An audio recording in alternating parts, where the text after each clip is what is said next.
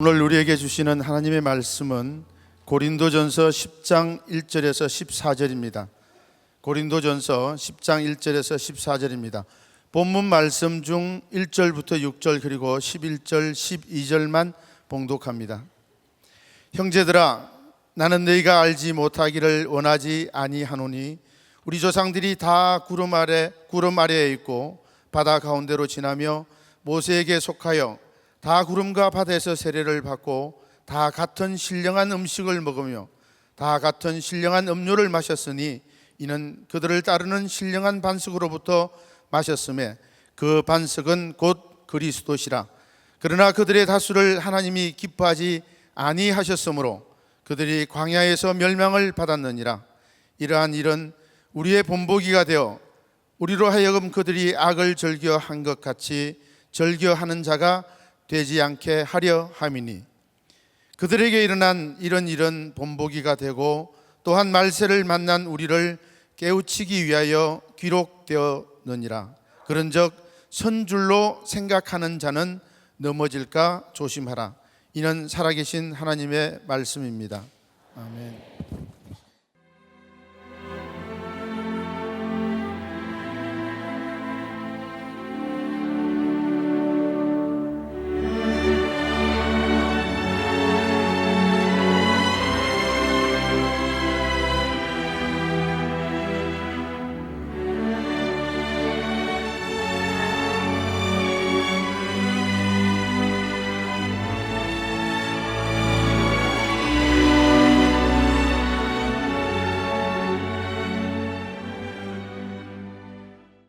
고린도전서 10장 1절부터 14절까지 말씀인데 역사가 거울입니다 라고 하는 제목입니다. 오늘 이 말씀을 딱 시작하면서 여러분들 마음 가운데 의문이 좀 들어야 되는데 왜 10장을 하지? 이런 생각이 드시죠? 왜냐하면 지금 9장 끝부분을 안 했는데 그런 생각이 안 드신다는 것은 성경을 안 읽고 계시다는 증거인데, 제가 계속해서 부탁드립니다. 말씀을 좀 묵상하면서 같이 따라오면 좋을 것 같고요. 9장 마지막 부분은 추수감사절에 설교하려고 잠깐 떼어놓았습니다. 그때 9장은 만나기로 하고 오늘 10장 말씀을 함께 나누도록 하겠습니다. 오늘 말씀은 은혜를 잃어버린 고린도 교회에 사도 바울이 이야기하고 싶었던 것입니다. 아마 오늘 우리들에게 하나님을 믿으며 우리들이 신앙생활을 했지만 은혜를 잃어버렸다면 오늘 우리들에게 이 말씀이 그대로 적용되리라고 생각을 합니다. 몇 해 전입니다. 제가 어떤 기도원에서 설교를 마치고 나오는데 사람들이 와서 저에게 인사를 합니다. 대개 기도원이나 집회에 가서 설교를 하면 나중에 인사를 하는 사람들이 대개 똑같습니다. 감사합니다, 은혜 받았습니다, 뭐 이런 인사인데 이날은 조금 당황스러운 인사를 제가 받게 되었습니다. 한 장로님이 자기소개를 합니다. 어느 교회 장로입니다 이렇게 이야기를 하더니, 목사님, 그런 소리를 하면 성도들이 장로를 뭐라고 보겠습니까? 이유가 뭐냐면 제가 설교 중에 아마 제가 이제 테니스 코트에 가서 만났던 어떤 장로님인데 저희 교회 장로님은 아니고요. 그분이 장로의 신분을 저에게 드러냈는데 어느 날 제가 테니스 코트에 갔을 때 담배를 피다 저하고 눈이 마주쳤어요. 그래서 그분이 막 이렇게 숨겼던 그런 이야기를 제가 했던 것 같아요. 근데 그분의 생각에는 꼭 장로라고 하는 것을 꼬집어서 이야기하면 남들이 장로를 어떻게 보겠습니까? 이런 말이었죠. 사실 저는 뭐 장로라는 직책뿐만 아니라 목사, 또 저에 대해서도 제가 허물이 있거나 또 실수한 일들을 여러분들과 자주 나눕니다. 왜냐하면 누군가의 실수가 거울이 될 수 있기 때문이죠. 그날은 참 이상한 날이었어요. 그 장로님이 그렇게 인사를 하고 갔는데 어떤 분이 저에게 와서 또 이렇게 이야기를 합니다. 목사님, 은혜를 받았습니다. 그런데 목사님 설교할 때 언어 선택에 주의를 좀 해주셨으면 좋겠습니다. 저에게 그런 이야기를 하는 거예요. 뭐냐면 그날 아마 설교 제목이 하나님께서 축복을 주실 때였던 것 같아요. 그분이 저에게 이렇게 얘기합니다. 축복이라고 하는 말 가운데는 이미 복을 주신다라고 하는 말이 있으니까 하나님께서 축복을 주실 때 이렇게 하는 것이 아니라 하나님께서 복을 주실 때 이렇게 해야 맞습니다. 저에게 가르쳐 주더라고요. 제가 그분에게 이런 얘기를 했어요. 말이라고 하는 것은 문법이나 또 이런 의미들이 굉장히 중요하기는 하지만 우리들이 보편적으로 쓰는 말이라고 하면, 그것이 자연스럽다고 하면 그것을 쓴다고 해서 그렇게 큰 문제가 되지는 않습니다. 공감하세요? 네. 제가 그렇게 얘기를 했는데 이분이 또 이러는 거예요. 목사님, 근데 목사님 설교 가운데 크리스천들의 자존심 이런 말을 썼는데 자존심이라고 하는 말은 맞지 않는 것 같습니다. 성도들의 자긍심 이렇게 써야 합니다.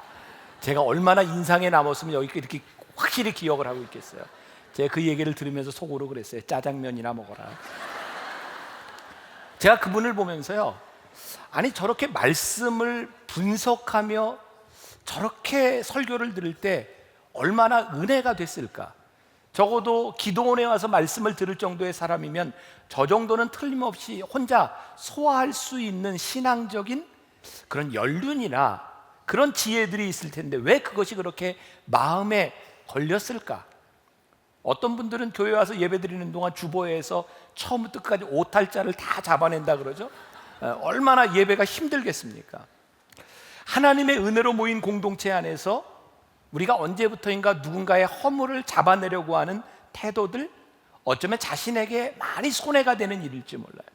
이 고린도 교회를 바라보며 사도 바울이 너무 근심하고 그들에게 하고 싶었던 이야기가 뭐냐면, 너희들이 하나님의 은혜를 받고 불리움을 받은 공동체인데 언제부터인가 너희들이 불평하고 누군가를 험담하면서 너희들이 하나님의 은혜를 잃어버리고 말았다는 거예요. 여러분, 누군가의 허물을 우리들이 드러낼 때 우리의 속마음에는 그런 게 있지 않을까요? 그 사람의 허물을 드러내며 나의 우월감을 좀 드러내고 싶은 마음, 어쩌면 우리들 가운데 교만한 마음들이 있는지 모르겠어요. 하나님의 은혜로 시작한 공동체의 이 교만과 우월감들로 인하여 하나님의 공동체가 깨어지는 모습을 바라보며 사도 바울이 하고 싶었던 이야기, 그것이 고린도전서 10장 1절부터 나와 있는 이야기입니다.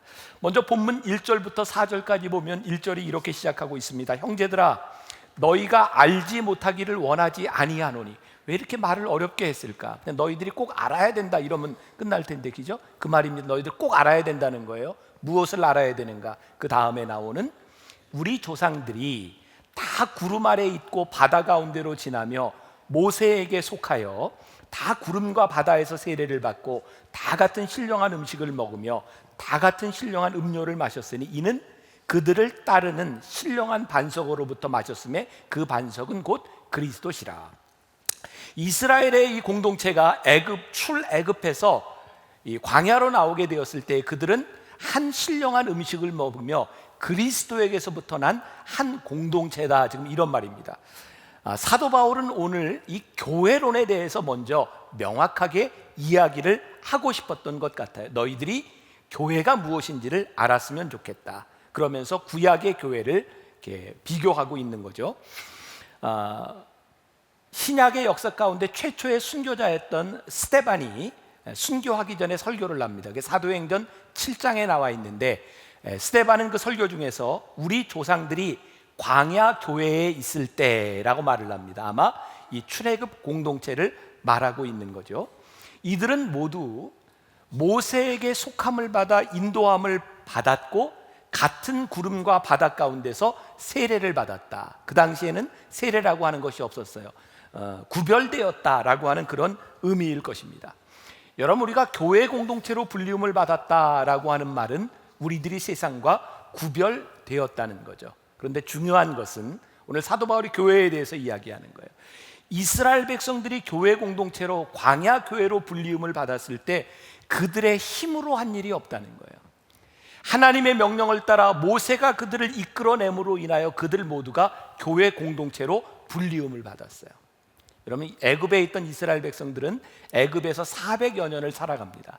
아브라함의 자손이었죠. 근데 400여 년을 애굽에서 살아가는 동안 그들은 애굽 사람들과 똑같이 이방신을 숭배하고 그들은 이방의 문화 가운데 빠져 있었습니다. 게다가 그들은 애굽 땅에서 이제 노예가 되어서 많은 고통 가운데 있게 되었어요. 근데 그들이 고통으로 인하여 울부짖을 때 하나님께서 그들의 울음과 고통을 들으셨어요. 이스라엘 백성이 출애굽해서 광야의 교회 공동체가 될 수 있었던 것은 그들의 능력은 아무것도 없어요. 그들은 자격도 없습니다. 오로지 하나님께서 그들을 불러내셨기 때문에 그들은 교회 공동체가 된 거예요. 사도 바울이 고린도 교인을 향해서 이야기하고 싶었던 것이 무엇일까요? 너희들이 하나님을 믿고 교회의 공동체가 되었는데 너희들이 교회의 공동체가 된 것은 하나님께서 너희를 불러주신 은혜가 아니고는 불가능한 일이라는 거죠. 저는 요즘 이 국정 교과서, 그 역사 교과서 문제로 우리나라에 논란이 일어나는 걸 보면서 어느 쪽 편을 들을 필요는 없지만 제 마음 가운데 분명한 확신이 하나 있어요. 우리나라 근대사를 볼 때 기독교와 우리의 신앙을 빼놓고 우리나라 근대사는 설명이 안 되는 일입니다. 저는 역사를 공부한 사람입니다. 사실 우리 근대사에서 교회와 우리 신앙이 얼마나 중요한 역할을 했는지 몰라요. 여러분, 오늘 여러분들이 여기서 예배를 드리고 교회 공동체로 여기 앉아 있습니다. 우리들이 무슨 일을 했기 때문에, 우리의 무슨 능력으로 우리가 교회 공동체를 이룰 수 있었겠습니까? 우리나라의 최초의 미국과 카나다와 호주에 있는 선교사들이 헌신하며 우리나라를 들어왔을 때 우리가 부른 것도 아니고 우리들이 자격이 있었던 것이 아니라 그들이 하나님께 불리움을 받고 그들이 믿음의 눈으로 보았던 조선 땅, 그것 때문에 그들이 목숨을 걸고 이 땅에 들어와서 복음을 전합니다. 우리가 했던 일은 아무것도 없습니다. 하나님이 복음을 이 땅 위에 가져오셨어요. 여러분, 혹시 보빙사절단이라고 들어보셨습니까? 요즘 많이 나오는데, 이전에는 잘 이렇게 이야기하지 않던 것인데, 우리나라 구한 말에 최초의 미국 사절단으로 갔던 사람들을 보빙사절단이라고 이야기를 합니다. 샌프란시스코에서부터 기차를 타고 출발을 해서 워싱턴까지 가서 미국 대통령을 만났던 첫 번째 사절단입니다. 그때 대표를 맡았던 사람이 민비의 조카였던 민영익이라는 사람입니다. 민영익은 갑신정변 때 칼을 맞습니다. 7군데를 찔리게 되었고 독일의 공사관으로 피신을 했는데 한국의 조선의 의사들이 그를 살리지 못했습니다. 그때 선교사로 들어와 있었던 알렌 선교사가, 의료 선교사가 그를 고칩니다. 그리고 민영익이 그 팀들과 함께 보빙사절단으로 기차를 타고 갈 때 기차 안에서 우연히 함께 자리하고 있었던 가우처라고 하는 목사님을 만납니다. 그 목사님은 부인이 굉장히 부자였기 때문에 재산이 많았고요, 감리교 목사였습니다. 그분은 여러 군데 교회와 학교를 지었던 분인데 민영익이 그분을 만나 조선에 대해 이야기를 하면서 부탁을 합니다. 우리 조선 땅에도 학교와 병원을 세워주십시오.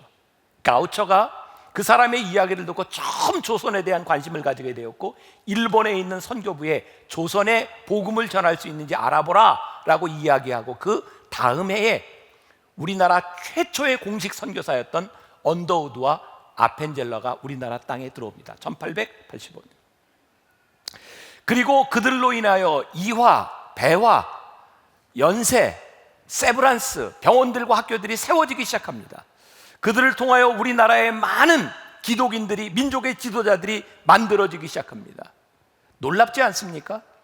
어떻게 보빙사절단이 기차를 탄 그 옆에 한 사람이 앉아 있어서 그 사람이 조선에 대한 마음을 가지고 미국에서부터 일본에서부터 조선 땅에 복음이 전해질 수 있었는가? 저는 우리가 복음을 듣고 있다고 하는 것, 우리들이 이 자리에서 예배를 드릴 수 있다고 하는 것 자체가 하나님의 은혜와 하나님의 인도하심이 아니고는 설명할 수 없는 일들이고, 하나님의 은혜로 우리를 이 땅 위에 부르신 이것은 우리로 하여금 하나님의 백성으로 살아가도록 세상의 강을 건너서 우리로 하여금 구별된 삶을 살아가도록 우리를 부르셨다는 사실이에요. 여러분, 이스라엘 백성들이 홍해를 건널 때 오늘 말씀 가운데는 그들이 바다에서 세례를 받았다라고 되어 있는데, 성경을 여러분들 볼 때는 상상의 나래를 펴고 보는 것이 참 좋을 것 같아요. 한번 상상을 해보세요. 이스라엘 백성이 애굽 땅을 나와서 막 출애굽을 하는데 그들 앞에 홍해가 가로막혔단 말이에요. 뒤에서는 애굽 병사들이 쫓아오고 앞에는 바다가 가로막혀 있는 상황에서 이들이 할 수 있는 일은 아무것도 없었어요. 그때 하나님께서 모세를 통해서 기적을 일으키시죠. 그가 가지고 있던 지팡이를 들었을 때 홍해가 갈라집니다.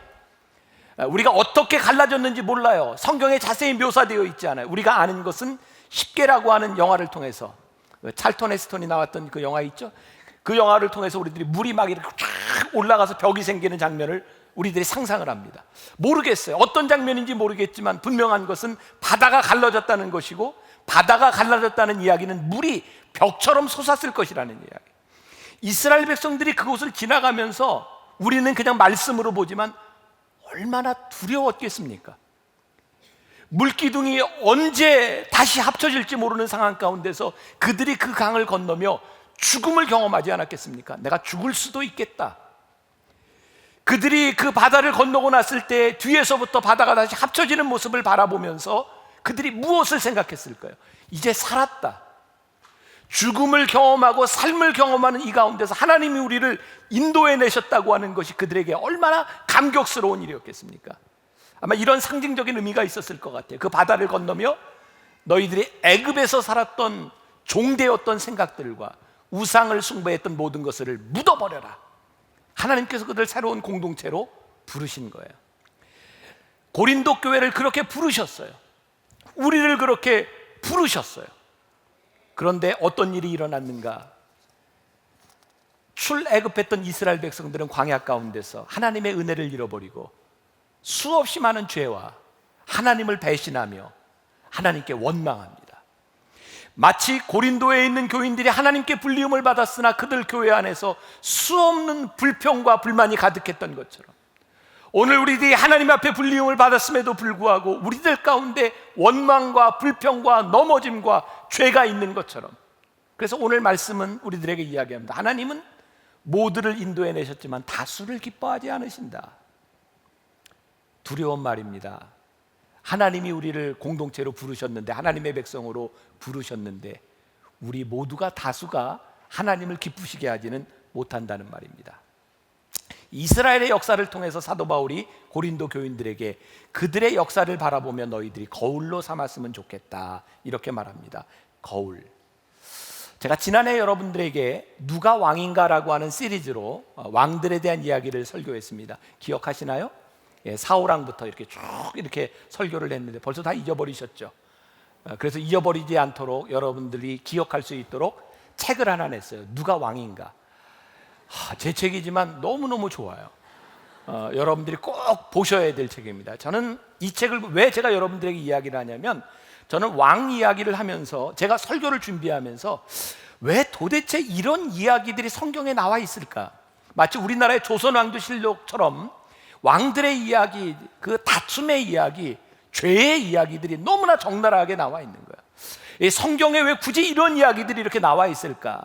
제가 깨닫게 된 것은 하나님께서 우리들에게 보여주시는 인간사가 별반 다르지 않다는 거예요. 이스라엘 백성에게 있었던 그 일이 우리의 역사와 동일하다면, 비슷한 일이라면 하나님께서 우리들에게 주시는 교훈도 동일하다는 거예요. 저는 왕 시리즈 말씀을 준비하면서 저는 하나님의 심판이 무섭다고 생각했어요. 그들이 죄를 지었을 때 하나하나 심판을 받고 죽어가는 모습을 바라보며 심판이 참 무섭구나. 근데 제가 말씀을 계속 준비하며 하나님이 저에게 깨닫게 하신 것은 하나님의 심판이 아니었어요. 조금이라도 심판을 유보하고 제발 돌아오기를 바라는 하나님의 마음이 그 하나하나 왕들 가운데 있더라고요. 하나님이 그들을 심판하셨지만 심판하는 하나님의 마음이 기쁘시지 않았다는 거예요. 하나님은 그들이 돌아오기를 원하셨어요. 제가 종종 이런 비유를 하죠. 부모가 아이들을 키우며 아이들의 잘못을 지적하고 아이들이 돌이키기를 원할 때 우리가 흔히 하는 말, 너 세 쉴 때까지 해, 그러죠? 쉽니다. 하나, 둘, 둘반, 둘반의 반. 이 셋을 하기가 너무너무 힘든 거예요. 왜 힘든지 아시죠? 자녀들을 때리고 싶지 않은 거예요. 자녀들을 때리면 부모의 마음이 아픈 거예요. 그래서 기다리는 거예요. 왕들의 이야기를 바라보며 제가 깨닫게 된 건 그들이 심판을 받았으나 심판하는 하나님의 모습이 아니라 심판을 끝까지 유보하려고 하는 하나님의 모습이 그 안에 있더라고요. 오늘 고린도전서 10장에 나와 있는 사도 바울, 그가 이스라엘 백성들의 잘못됐던 과거를 바라보며 하나님이 기뻐하시지 않았던 이야기들을 이야기하며 사도 바울이 가르치고 싶었던 것은 너희들이 그들을 바라보며 역사의 거울로 삼으며 그들을 안타까워했던 하나님의 마음을 바라보고 너희들이 돌이키라고 하는 거예요. 우리들이 인생을 살아가는 방법이 있는 것 같아요. 하나는 우리들이 배울 만한 모범적인 사람을 따라가는 방법이 있고, 또 하나는 우리들이 반면 교사로 삼는 거죠. 잘못했던 것을 바라보며 우리들이 고치는 겁니다. 오늘 이 말씀은 하나님께서 잘못됐던 이스라엘 백성의 역사를 바라보며 너희들이 돌아서라, 이런 말씀을 우리들에게 하고 있어요. 중요한 것은 하나님은 다수를 기뻐하지 않으신다. 우리가 요즘 다수의 오류 가운데 살아가는 것 같아요. 우리가 민주주의라고 하는 이름으로, 사람들이 많이 한다는 이름으로, 세상 풍조라고 하는 이름으로 우리들이 세상의 사람들이 옳은 소견대로 따라가며 우리들이 잘못 살아가는 것은 아닌가. 이스라엘 백성들이 출애굽해서 첫 번째 가나안 땅을 바라보며 정탐을 시켰던 곳이 어디냐면 가데스 바네아입니다. 모세가 12명의 정탐꾼을 가데스 바네아에 보내서 정탐을 하게 합니다. 12명 중에 10명이 돌아와서 그 땅은 우리들이 절대로 차지할 수 없습니다, 부정적인 이야기를 합니다. 12명 중에 10명은 다수였습니다. 그 중에 두 사람, 여호수아와 갈렙만이 하나님이 그 땅을 우리들에게 허락하셨으면 그들은 우리의 밥이고 우리는 그 땅을 능히 가질 수 있습니다. 하나님이 여호수아와 갈렙을 기뻐하고 축복하시죠. 우리는 이렇게 이야기를 합니다. 하나님, 왜 여호수아와 갈렙만 기뻐하고 그들을 축복하고 편애하십니까? 아니요, 하나님은 편애하신 것이 아닙니다. 여호수아와 갈렙이 하나님 편에 섰을 뿐입니다. 우리가 이렇게 착각합니다. 하나님 왜 누구만을 생각하시나요? 왜 누구만을 축복하시나요?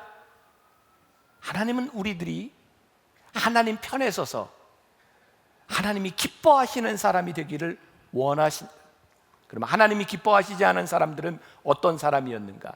7절부터 10절까지 나와 있는데, 이 이야기들은 전부 구약에 나와 있는 이야기들이라 제가 이 이야기를 하면 여러분들 중에 많은 분들이 답답할 거예요. 왜? 무슨 내용인지를 몰라. 그래서 제가 이야기하죠. 이왕 신앙생활 시작하고 평생 할 거면 성경을 좀 보는 게 건강에 좋습니다. 설교 들으면서 모르고 스트레스 받지 않도록 성경을 좀 보세요. 성경 공부도 좀 하세요. 네, 오늘 답답한 분은 그냥 이렇게 참고 넘어가서 기록했다가 가서 읽어보세요. 첫 번째, 우상 숭배하는 자들에 대하여 성경은 그들이 어떤 자들이냐면 백성이 앉아서 먹고 마시며 일어나서 뛰논다 함과 같으니라 그랬는데, 이 이야기는 출애굽기 32장에 나오는 이야기입니다. 어떤 내용이냐면 이스라엘 백성이 출애굽해서 광야를 지나는 동안 하나님께서 모세에게 십계명을 주세요. 그래서 시내산에 올라가서 십계명을 받아가지고 내려왔는데, 세상에 40일 만에 내려왔더니 이스라엘 백성들이 우상을 만들어 놓고 거기서 먹고 춤추고 놀고 있는 거예요. 오늘 그 이야기, 우상 숭배를 하며 이렇게 놀고 있는 장면을 이야기하는 거죠. 왜 그들은 우상을 만들었을까요? 그들은 왜 40일을 기다리지 못했을까요? 어떻게 보면 이해가 됩니다. 왜냐하면 적지에서, 광야에서 그들을 인도해냈던 지도자 모세가 40일 동안 보이지 않는 겁니다. 만일 하나님께서 40일만 기다리면 된다라고 이야기했다면 기다릴 텐데 기약 없는 시간이었어요. 모세가 거기에서 올라가 있는 동안 아무리 기다려도 오지를 않습니다. 그들은 두려웠고, 그래서 아론에게 이야기를 해서 우리 눈에 보이는 하나님, 그래서 소를, 금송아지를 만들어 놓고 거기에 절을 하며 뛰어 놀고 있었습니다. 하나님께서 그것을 보시며 화가 나셨어요. 모세가 십계명판을 깨뜨립니다.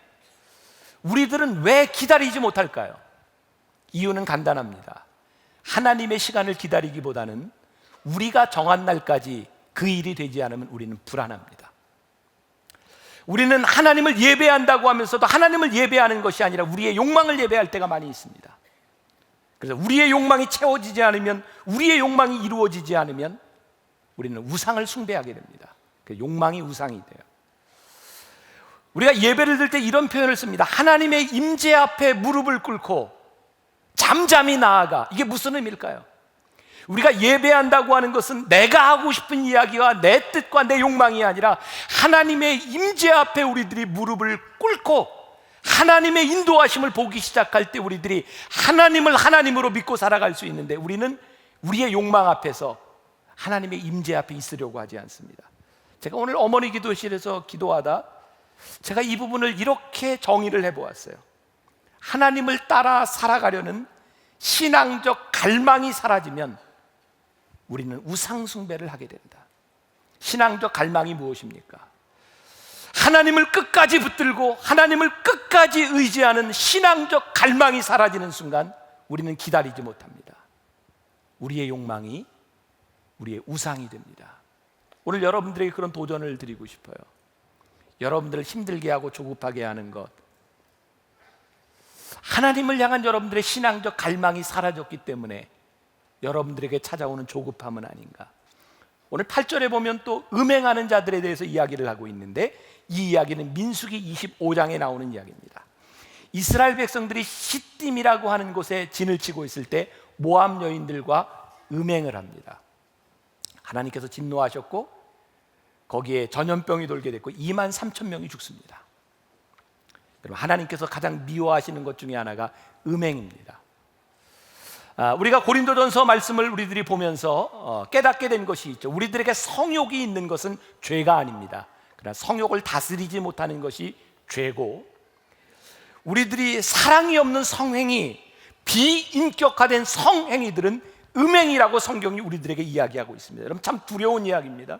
저는 이 나라와 이 민족, 우리 한국 사회를 바라보며, 아니 지금 세계에서 일어나고 있는 일들을 바라보며, 이 음행으로 인하여 가정이 파괴되고 자녀들이 상처를 입고 하나님의 거룩한 백성들의 거룩함이 손상되는 일들을 바라보며 하나님이 언제까지 기다리실까? 음행은 우리들에게 엄청난 재앙으로 다가올 수 있는 무서운 일이라고 하는 것, 그래서 하나님께서 우리를 기다리고 있는 시간 가운데 우리들이 돌이키지 아니하면 우리들에게 하나님의 심판이 이를지 모른다고 하는 이것이 우리들에게 얼마나 무서운 일인지 몰라요. 음행하는 자들을 하나님이 기뻐하지 않으신다. 이 사회를 보면서 두렵지 않습니까? 이 사회가 이렇게까지 가면 언제까지 유지될 수 있으리라고 생각합니까? 하나님의 심판이 임하지 않겠습니까? 또 성경은 9절과 10절에서 주를 시험하는 자들, 그리고 주님을 원망하는 자들을 하나님이 기뻐하지 않으신다고 말씀합니다. 이 이야기는 민수기 21장 4절 이하에 나오는 말입니다. 이스라엘 백성들이 호르산이라고 하는 것에 머물다가 이제 그 시내산을 따라 이렇게 출애굽하고 있을 때 하나님께서 모압 족속이 있는 땅을 침범하지 말라고 말씀합니다. 이스라엘 백성들이 그 얘기를 듣고 화가 났어요. 왠지 아세요? 모압 족속들을 이렇게 쳐들어가서 이기면 쉽게 갈 수 있는 길인데 하나님이 돌아가라고 하시는 거예요. 하나님이 그렇게 명령하신 이유는 모압 족속이 이스라엘과 같은 피를 나는 백성이기 때문에 그들의 피를 흘리지 말라는 거예요. 근데 이스라엘 백성들이 하나님을 원망합니다. 여러분, 우리들에게 언제 원망이 찾아와요? 우리는 내가 힘이 들어지면 하나님의 뜻이 아니라고 생각할 때 우리들에게 원망이 찾아옵니다. 만일 우리들이 아무리 힘들어도 이것이 하나님의 뜻이고 하나님이 나를 이 길로 인도하셨다고 하는 믿음이 있다면 우리들이 원망할까요? 여러분, 하나님을 원망한다고 하는 것은 믿지 않는 사람들의 이야기가 아닙니다. 하나님을 믿지 않는 사람들은 하나님을 원망할 이유도 없습니다. 하나님을 믿는 자들이 하나님을 원망합니다. 왜 원망해요? 하나님이 내 뜻대로 하시지 않는다고 우리는 하나님을 원망합니다. 예수님께서 광야에서 40일 동안 금식하시고 마귀에게 시험을 받으실 때 마귀가 예수님께 유혹하죠. 예수님을 시험합니다. 저 성전 꼭대기에서 뛰어내려 너의 능력을 보여주어라. 예수님께서 사단아 물러가라고 말씀하십니다. 왠지 아세요? 예수님의 능력을 보여주시는 것이 하나님의 뜻과 아무런 관계가 없는 일이기 때문에 그것이 주 너의 하나님을 시험하지 말라는 거예요. 세상은 우리들에게 계속해서 유혹합니다. 너의 능력을 보여주어라. 하나님은 우리의 능력을 보여주라고 하지 않습니다. 우리의 인생에서 하나님의 뜻대로 살아가라고 말씀하십니다. 내 능력을 보여주고 싶고 내 능력을 드러내려고 할 때 우리는 시험과 원망이라고 하는 죄 가운데 우리들이 빠지기 시작합니다. 이제 이 원망하는 자들, 자기중심적으로 하나님을 원망하는 자들, 그들에게 꼭 기억해야 될 것이 있다고 말씀합니다. 오늘 본문의 13절 말씀인데 오늘 봉독하지 않았습니다. 그러나 제일 중요한 말씀입니다. 여러분들이 하이라이트를 하고 꼭 기억하셔야 합니다. 고린도전서 10장 13절, 신앙인들이 아주 좋아하는 말씀입니다. 같이 한번 볼까요? 사람이 감당할 시험 밖에는 너희가 당한 것이 없나니 오직 하나님은 미쁘사 너희가 감당하지 못할 시험 당함을 허락하지 아니하시고 시험 당할 즈음에 또한 피할 길을 내사 너희로 능히 감당하게 하시느니라. 이스라엘 백성들이 세례를 받고 광야의 교회로 불리움을 받았으나 그들은 죄를 짓고 그들은 타락했어요. 그들은 넘어졌습니다. 근데 그것으로 끝나지 않았다는 거예요. 시험으로 넘어졌지만 하나님께서 그 시험을 이기게 하실 거라는 거예요. 오늘 사도 바울이 고린도 교인들을 향하여 너희들이 하나님께 불리움을 받은 믿음의 공동체였으나 너희들이 시험당했고 너희들이 넘어졌고 불평했고 음행했고 너희들이 지금 잘못되어 가고 있으나 그 과정들을 통하여 하나님이 너희들을 다시 세우시고 일으키시는 것을 보라는 거예요. 시험과 이 시간들을 통하여 하나님이 우리를 훈련시키시고 있기 때문에 이 암흑과 같은 이 상황은 우리들에게 절망이 아니라 우리들에게 새로운 희망을 주시는 하나님을 바라보라는 거예요. 우리들이 시험을 당하고 있으나 하나님은 아직도 미쁘신 분이고, 우리가 시험을 당하나 하나님이 우리들에게 피할 길을 주실 것이고, 우리가 시험을 당하나 하나님이 우리로 하여금 감당하게 하실 것이기 때문에 소망을 잃지 말고 너희들이 보라고 하는 거예요. 세상을 떠난 정주영 회장이 이야기했던 시련은 있어도 실패는 없다, 참 잘 어울리는 말인 것 같아요. 우리들에게 시험이 찾아오지만 그 시험 때문에 우리들이 실패하지 않는다는 것, 하나님께서 우리들에게 피할 길을 주시고 능히 감당할 그 힘을 주신다고 하는 것을 우리들이 믿을 때 우리들의 시험을 바라보는 눈이, 아니 우리들이 절망해서 빠져 있는 것이 아니라 우리들의 소망을 볼 수 있다. 제가 말씀을 준비하면서 한번 이렇게 적용해 봤으면 좋겠다는 생각이 들었어요. 여기 운전면허 시험 다 보셨죠? 이제 면허들 다 가지고 계실 거예요. 운전면허 시험을 보면 이렇게 100점을 맞으면, 필기 시험에서 100점 맞으면 실기는 안 보죠. 100점 맞아도 실기 보나요? 네, 봐요. 커트라인을 넘어서 붙은 사람들은 다 실기를 봅니다. 몇 점을 맞았는지 그건 소용이 없어요. 왜? 우리가 지식으로 아는 것을 우리들이 운전을 통해서 훈련하고 시험하라는 거죠. 처음 운전할 때는 속도를 낼 수도 없고 많이 무섭습니다. 그래서 운전을 처음 하다 보면 접촉사고도 냅니다. 차가 긁히기도 합니다. 근데 이런 실수의 과정들을 통해서 우리는 응급 사태에서 어떻게 대처해야 될지를 배우게 됩니다. 그래서 운전을 하다가 이렇게 안전벨트를 안 매다가 벌금을 내봐야 안전벨트를 맵니다. 신호등을 어기고 가다가 걸려봐야 신호등을 지킵니다. 만일 여러분 그렇게 걸리지 않는다면 나중에 사고를 났을 때 얼마나 큰 사고가 나겠습니까? 그래서 우리들이 벌금을 내거나 시험을 당한다고 하는 것은 우리로 하여금 넘어지게 하는 것이 아니라 우리로 하여금 일어서도록 만드는 것이죠. 그러니까 우리를 훈련하고 시험하는 것들을 바라보는 시각이 바뀌어져야 되죠. 그런데 문제는 뭐냐면 이렇게 작은 사고로 우리들이 교훈만 얻으면 좋겠는데 이 세상에는 그렇게 작은 일들만 있는 것이 아니라 사고를 당해 죽음에 이를 수도 있고 우리들이 해결할 수 없는 문제들도 우리들에게 있다는 거죠. 여러분, 우리들이 해결할 수 없는 문제를 만났을 때 절망입니까? 아닙니다. 우리가 해결할 수 없는 문제를 만났을 때라야 우리는 하나님을 의지합니다. 하나님을 의지한다고 하는 것은, 내가 할 수 없다고 하는 것은 이제 그 일을 할 수 있는 분이 하나님이시라는 것입니다. 우리들이 어려움과 시험을 만날 때 우리들이 이길 수 있는 것은 우리의 능력으로 이길 수 있다는 것이 아니라 우리들이 하나님을 의지할 수 있다는 것입니다. 하나님께서 우리를 붙잡아 주실 것이라는 말입니다. 오늘 이 13절이 있기 전에 12절에서 사도 바울은 이야기합니다. 너희들의 선줄로 생각하느냐? 넘어질까 조심하라. 고린도 교회 공동체에는 많은 기사와 이적들과 은사가 있었어요. 병고침, 방언, 예언, 그들이 교만해졌어요. 참 재밌습니다. 우리의 신앙의 최고조로 올라왔을 때 우리들이 시험 당할 때입니다. 왠지 아세요? 우리들이 신앙의 하나님의 축복을 받으며 우리들이 올라가면 그때는 떨어질 때이기 때문입니다. 그러니까 여러분 너무 올라가는 거 좋아하지 마세요. 그래서 우리들이 하나님의 축복을 받을 때 끝까지 십자가 아래 서는 것이 중요한데 우리들이 그렇지 못하다는 거예요. 그래서 선줄로 생각하느냐? 넘어질까 조심하라. 조심을 하기는 했는데 넘어진 사람들, 시험을 당하는 사람들 염려하지 말라는 거예요. 교만하지도 말고 환경을 보면서 낙담하지도 말아라. 제가 말씀을 준비하며 한 가지 이야기를 여러분들에게 하고 싶은데, 제가 보았던 이야기인데 좀 지저분한 이야기예요. 무좀에 대한 이야기를 좀 하려고요. 무좀. 남자들은 되게 군대 가서 무좀 하나쯤은 가지고 나옵니다. 그죠? 저도 훈련 받으면서 무좀이 생겼어요. 이 무좀이요, 참 잘 낫지를 않습니다. 요즘은 뭐 이제 먹는 약도 나고 좋은 약들이 많이 나왔지만 이게 조금 바르고 약 먹으면 나아지는 듯 하다가 겨울에 괜찮다가 여름이 되면 또 가렵습니다. 그렇죠? 네, 무좀이 이게 참 이게 어려운 병 중에. 근데 어떤 분이 이런 이야기를 썼어요. 이 무좀이요, 나이가 많아지면 무좀이 저절로 없어진답니다. 이유는 그렇게 감격할 일이 아니라 계속 들어보세요. 이유는 나이가 들잖아요. 그러면 무좀균도 나이 든 사람을 싫어한대요. 그리고 나이가 들고 손발이 차지고 땀이 안 나면 더 이상 무좀균이 살지 않는답니다. 무좀이 있다는 게 괜찮은 건 줄 아세요.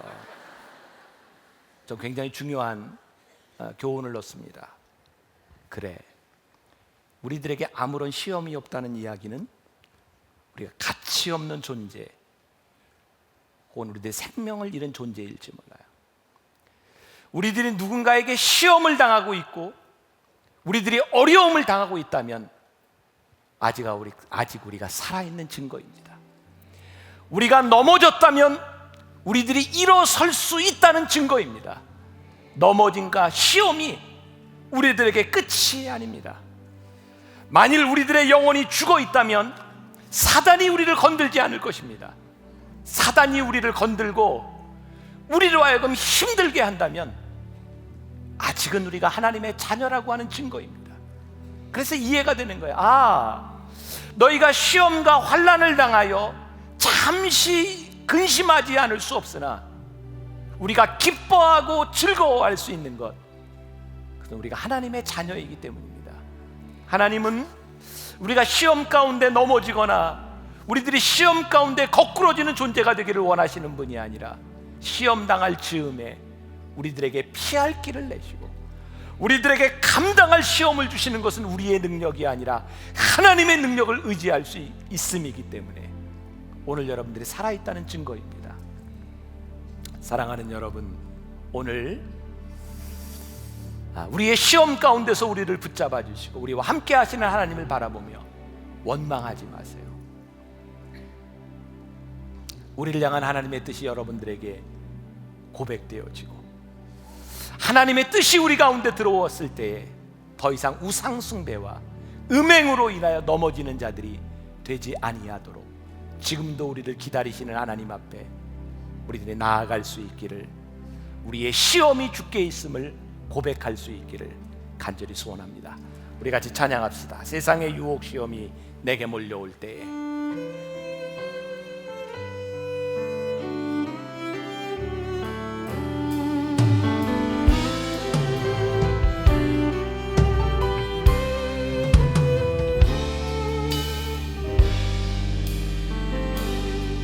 세상의 유혹 시험이 내게 몰려올 때에 나의 힘으론 그것들 모두 이길 수 없네. 거대한 폭풍 가운데 위축된 나의 영혼 어찌할 바를 몰라 헤매이고 있을 때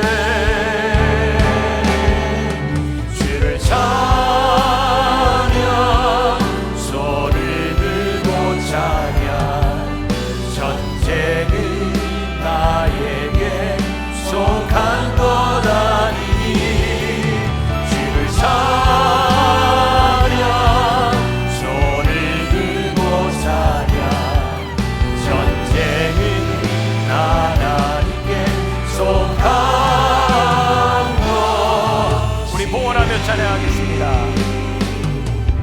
거짓과 속임수로 가득 찬 세상에서 어디로 갈지 몰라 머뭇거리고 있네. 공중의 권세 잡은 자 지금도 우리들을 실패와 절망 위로 넘어뜨리려 하네.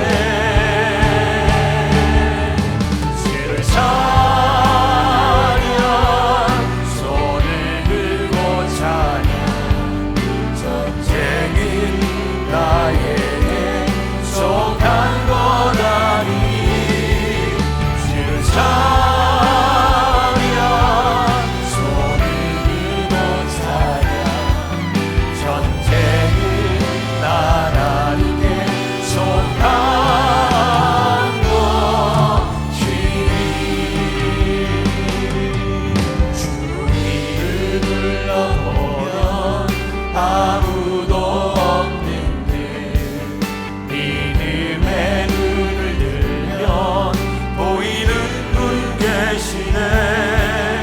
지금도 내 안에서 역사하고 계시네.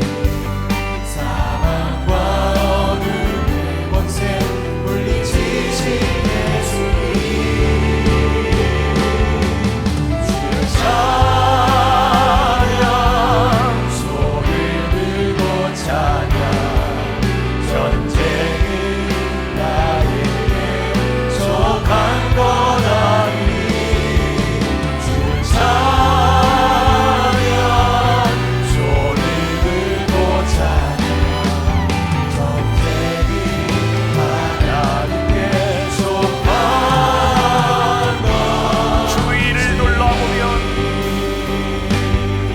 주위를 둘러보면 아무도 없는데 믿음의 눈을 들면 보이는 분 계시네. 지금도 내 안에서 역사하고 계시네. 사망과 어둠의 권세 물리치신 예수님, 주를 찬양, 손을 들고 찬양. 전쟁은 나에게 속한 것 아니니 주를 찬양, 손을 들고 찬양.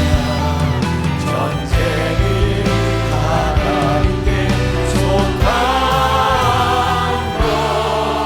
것이. 사랑하는 여러분, 우리 짧지만 우리들이 하나님 앞에 우리들의 입술을 열어 기도하면 좋겠습니다. 누가 우리의 상황을 알 수 있겠습니까? 누가 우리의 사정을 이해할 수 있겠습니까? 혹시 여러분들이 시험 가운데 있다면 하나님, 우리가 감당할 시험밖에는 주시지 않는다고 했는데 우리들에게 피할 길을 주신다고 말씀하셨는데 제가 하나님을 의지합니다. 하나님을 믿습니다. 시험에 넘어지지 않게 하여 주옵소서. 하나님, 나를 붙잡아 주옵소서. 우리 입술을 열어 함께 기도합시다. 살아계신 하나님, 오늘 우리가 하나님 앞에 간절히 기도하며 하나님 앞에 간절히 구하는 것이 있습니다. 하나님, 때때로 우리들의 마음은 약하여 넘어질 때가 있고 하나님, 우리가 하나님을 이해하지 못하여 하나님을 실망할 때가 많이 있습니다. 그러나 오늘 우리를 부르셔서 오늘 우리들에게 말씀하시는 하나님의 음성을 믿습니다. 주님, 우리의 시험과 우리의 전쟁이 나에게 속한 것이 아니라 하나님의 손에 있음을 우리들이 믿으며 하나님 앞에 간절히 기도합니다. 주님, 이기게 하여 주옵소서. 주님, 승리하는 사람들이 되게 하여 주옵소서. 주님, 능력의 손으로 우리를 붙잡아 주시옵소서. 오 주님, 하나님 앞에 간절히 기도하며 나아가는 주의 백성들, 하나님의 사람들을 기억하여 주시옵시고 승리하는 주의 백성들 되게 하여 주옵소서. 시험이 하나님, 그 어떤 시험도 어떤 죄도 우리를 무너뜨릴 수 없음을 주님 앞에 고백합니다. 참 힘들다고 생각했는데, 버겁다고 생각했는데 내가 아직 살아있다는 증거요, 하나님의 자녀라는 증거임을 우리들이 믿음으로 고백합니다. 우리들이 주의 이름으로 이 세상에 나아갈 때에 이 전쟁은 나에게 속한 것이 아니라 하나님께 속한 것임을 믿음으로 선포하며 나아가게 하여 주옵소서. 오늘도 하나님 앞에 드려진 귀한 예물들과 헌신들을 기억하시고 하나님 나라를 위하여 귀하게 쓰임받는 제물들이 되게 하여 주옵시고, 무엇보다도 우리 사랑하는 만나의 식구들을 기억하여 주시사 물질로 인하여 범죄하거나 물질로 인하여 하나님을 모른다 부인하지 아니하도록 하나님 기억하시고 축복하시고 우리들의 삶 가운데 늘 인도하여 주옵소서. 지금은 우리 주 예수 그리스도의 은혜와 하나님 아버지의 무한하신 사랑과 성령의 인도하심이 주의 이름 붙들고 이 세상 가운데 거룩한 백성으로 살아가기를 소원하며 나가는 당신의 사랑하는 모든 백성들 위해 지금부터 영원까지 함께 하시기를 간절히 축원하옵나이다. 아멘.